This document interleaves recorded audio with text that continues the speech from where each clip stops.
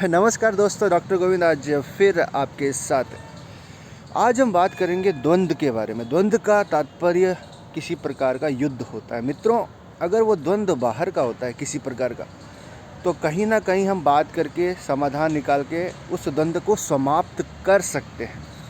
पर यदा कभी वो द्वंद्व मित्रों आपके मन में होता है, अर्थात आप मन ही मन कुछ ऐसे विचारों को पाल लेते हैं और नित्य प्रतिदिन उनको उनके साथ में लड़ते हैं, इसको ही कहते हैं मन का द्वंद्व। ये प्रायकर जीवन में समस्त जो व्यक्ति होते हैं उनके होता ही एक पड़ाव, एक सीमा, एक समय ऐसा आता है कि वो इस द्वंद्व से लड़ते हैं। मित्रों देखो, एक बात मैं आपको बताना चाहूँगा।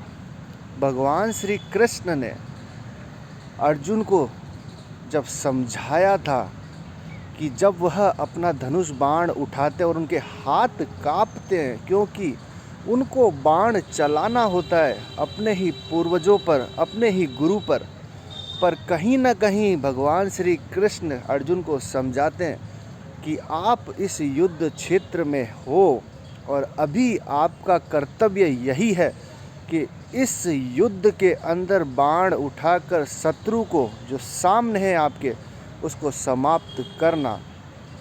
इसी प्रकार से मन का द्वंद्व होता है मित्रों।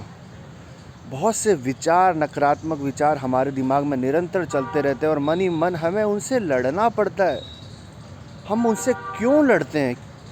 हमारा जो दिमाग है मन में आने वाले नकारात्मक प्रभावों को सकारात्मक करने का प्रयास करता है और यही द्वंद्व की कैटेगरी में आता है। इसमें अथाक ऊर्जा जो हमारे शरीर की है, उसको हमें उस द्वंद्व से लड़ने के लिए खर्च करनी पड़ती है। मित्रों, इस बात को समझो और उसका परिणाम कुछ नहीं निकलता। मैं आप सभी को एक सजेशन देता हूँ कि जो मन का द्वंद्व होता है मित्रों, उससे कभी लड़ने का प्रयास मत कीजिए। उसको स्वीकारिए और आगे बढ़िए। नित्य प्रतिदिन जो आपको कार्य मिलते हैं उसमें अपना मन लगाइए, योगा कीजिए, मेडिटेशन कीजिए। नहीं तो ये आंतरिक मन का जो द्वंद्व है, जिसको मन द्वंद्व कहते हैं, वो आपको शारीरिक पीड़ा पहुंचाने लग जाएगा और कहीं ना कहीं आपको अवसाद की कैटेगरी में लाके खड़ा कर देगा। मैं आप सभी को एक बात अवश्य कहना चाहूँगा कि आप लड़ सकते हो बाहरी लोगों से, आपके पास में हथियार हैं, पर मन का जो द्वंद्व होता है उससे लड़ने के हथियार हमारे पास में नहीं होते हैं।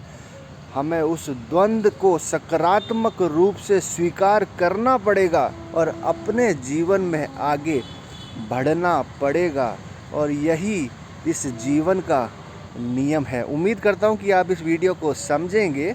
जय हिंद, जय भारत, जय हिंदी।